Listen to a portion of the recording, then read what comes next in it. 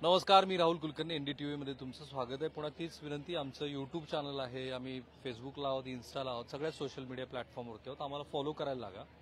2-3 मुद्दे मी टॅग केलेत. एक तर श्री धनंजय मुंडे यांचा जो दौरा आहे तो दौरा राजकीय दृष्ट्या का महत्वाचा आहे, कारण त्यांनी कुणाकुणाला मेसेज दिला हे क्लिअर झालंय. काही वेळापूर्वी त्यांची एक पत्रकार परिषद झाली, कारण अंजली दमाने यांनी त्यांच्यावरती आरोप केले. खरं म्हणजे महंतांनाच त्यांनी प्रश्न विचारले की ज्या महंतांनी, नामदेव शास्त्रींनी धनंजय मुंडे यांच्या पाठीशी सगळा समाज उभा आहे आणि त्यांचा ह्या सगळ्या घटनेमध्ये काहीही संबंध नाही असं सांगितलं, तेव्हा अंजली दमाने म्हणाल्या की माझ्याकडे पुरावे आहेत, मी ते पुरावे त्यांना देईन. आणि ते पुरावे बघून त्यांनी बोलले असते तर अधिक योग्य राहिलं असतं. नेहमीप्रमाणे संजय राऊत बोलले, नाना पटोले बोलले, मनोज जरांगे पाटील यांनी पण या संदर्भामध्ये प्रतिक्रिया व्यक्त केली.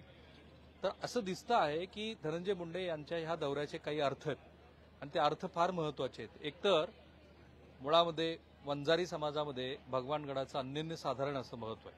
अत्यंत पूजनीय असा भगवानगड आहे त्यांच्यासाठी. तिथे भगवान बाबाची समाधी आहे. ज्या भगवान बाबांनी शिक्षणाचं महत्व सांगितलं, ज्या भगवान बाबांनी तुम्ही व्यसनमुक्ती करायला हवी असा भाव सांगितला, ज्या भगवान बाबा वारकरी संप्रदायातलं एक महत्वाचं प्रस्थ आपण ज्याला म्हणू, आदर्श पूजनीय असे म्हणू आपण त्यांना, तर त्या भगवान बाबाची जिथे समाधी आहे तिथे लाखोच्या संख्येनं भाविक जातात.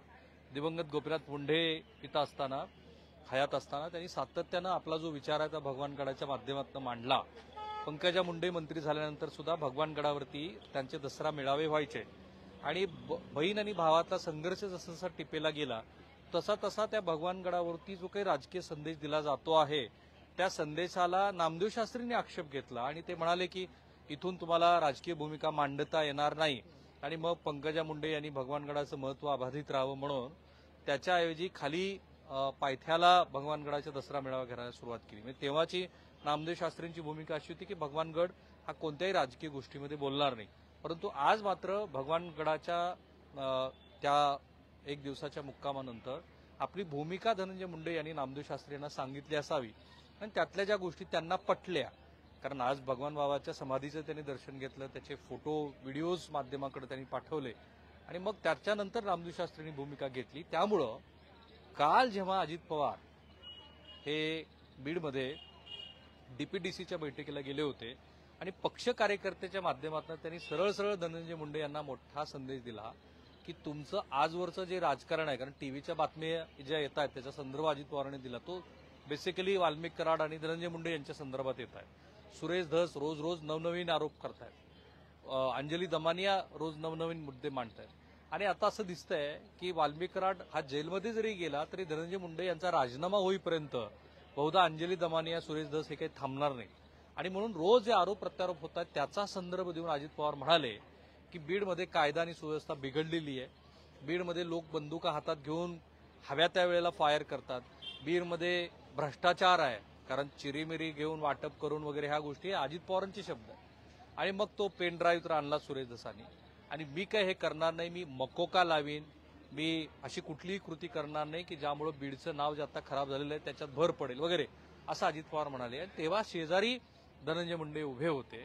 त्याचा राजकीय अर्थ माध्यमांनी जो काढला तो हाच आहे की धनंजय मुंडे यांचा राजीनामा टप्प्यात आलेला आहे, कारण जोशींना जे भेटायला ते दिल्लीमध्ये गेले, त्यांच्या खात्याचे मंत्री आहेत वगैरे, तिथे सुद्धा त्यांनी तो प्रयत्न केला असावा आणि अशी चर्चा आहे की भाजपातनं तो दबाव आहे.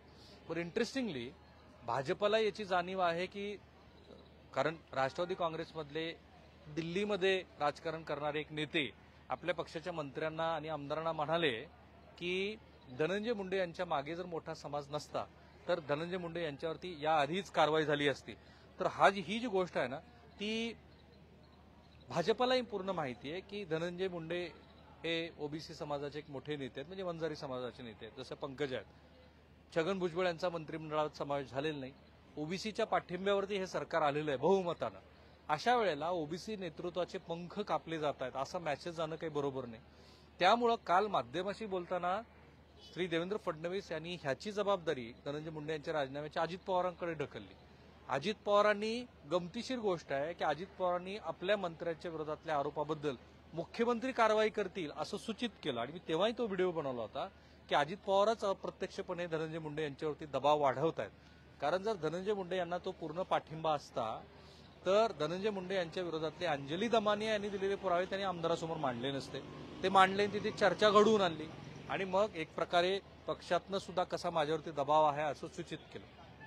हे सगळं धनंजय मुंडे यांच्या लक्षात आल्यानंतर भलेही त्यांनी आज पत्रकार परिषद घेऊन हे सांगितलं की मी जे भगवान बाबाच्या सानिध्यात गेलो तर मला भगवान गडाच्या इथे जाऊन आत्मीय समाधान मिळतं. माझी गेली 53 दिवस झालं मी अडचणीत आहे, माझी मीडिया ट्रायल सुरू आहे, तर मी तेव्हाच गेलो असतो, पण मंत्री झाल्यानंतर जावा अशी माझी इच्छा होती, त्याप्रमाणे मी गेलो. पण हे आजच्या परिस्थितीमध्ये कोणीही मान्य करणार नाही, भलेही ते खरं असलं तरी. आज काय दिसतं आहे तर हा जो दबाव आलेला आहे तो दबाव त्यांना झुगारून द्यायचा आहे. त्यांना हे सूचित करायचं आहे की जसं नामदेव शास्त्रींनी सांगितलं की संपूर्ण वंजारी समाज हा दिवंगत गोपीनाथ मुंडे, आणि हे न बोललेलं वाक्य पण मला जे सूचित होत आहे ते हा आज धनंजय मुंडे यांच्या पाठीशी आहे, पंकजा मुंडे यांच्या पाठीशी नाही. कारण नामदेव शास्त्रींनी पंकजा मुंडे यांच्याबद्दलची भूमिका स्पष्ट केलेली.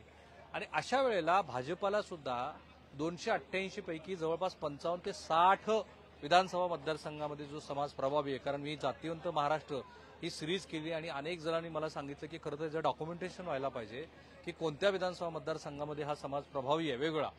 तसं हा नगर जिल्ह्यामध्ये, बीड जिल्ह्यामध्ये, धाराशिव जिल्ह्यामध्ये, मराठवाड्यातल्या उर्वरित जिल्ह्यामध्ये, उत्तर महाराष्ट्रातल्या अनेक जिल्ह्यामध्ये, नाशिकमध्ये, तसंच काही प्रमाणामध्ये नवी मुंबई वगैरे भागामध्ये हा जो समाज प्रभावी आहे, तर या समाजाला दुखावून चालणार नाही हा संदेश द्यायचा होता. म्हणून धनंजय मुंडे हे तिथे गेले. हा संदेश त्यांनी भाजपला दिला आहे आणि सगळ्यात मोठा संदेश दिला आहे तो अजित पवारांना की तुम्ही माझ्या विरोधामध्ये जी कारवाईची भूमिका घेत आहात तर ती भूमिका राजकीय दृष्ट्या तुम्हाला परवडणार नाही. धनंजय मुंडे यांनी आजची अशा पद्धतीनं ही जी आपल्याच पक्षाला आणि मित्र पक्षाला एक प्रकारे संदेश देण्याची जी कृती केलेली आहे त्याकडे पक्ष कसे बघतात ते आपल्याला पाहावं लागणार आहे. का माझ्यामध्ये हा दबाव तर त्यांच्यावरती वाढत चाललाय आणि हा दबाव हा सरकारच्या दृष्टीनं सुद्धा अडचणीचा आहे. कारण रोज ज्या बातम्या आहेत जे माध्यमामध्ये चर्चा सुरू आहे ती धनंजय मुंडे स्वर्गीय दिवंगत संतोष देशमुख यांच्या खून प्रकरणाची, आणि त्याला वेगवेगळे पदर जोडले जात आहेत आणि नवीन नवीन बॉम्बशेल टाकतायत ते सुरेश धस. हे एवढे राजकीय अर्थ धनंजय मुंडे यांच्या या आजच्या या सगळ्या भगवान गडाच्या दौऱ्याच्या निमित्ताने होते ते महाराष्ट्रासमोर आम्ही मांडले. म्हणून पुन्हा एकदा तीच विनंती, आमचं यूट्यूब चॅनल सबस्क्राईब करा, बेल आयकन दाबा आणि हे व्हिडिओ शेवटपर्यंत बघा, कारण इतकं तुम्हाला सरळ थेट असं कुठेही विश्लेषण पाहता येणार नाही. कुणीतरी या बाजूला झुकलेलं आहे, कुणीतरी त्या बाजूला झुकलेलं. बाय द वे आणखीन एक मी व्हिडिओ केलाय, श्री देवेंद्र फडणवीस यांच्या नेतृत्वात हे जे सरकार, जे बहुमतातलं सरकार आहे, हे बहुमतच या सरकारसाठी अडचणीचं ठरणार आहे. हे आमचं भाकीत आहे. रोज उठून काही ना काहीतरी या सरकारच्या विरोधात त्यांच्या मित्रपक्षातल्या मंडळीकडनं सुरू आहे. थांबूया.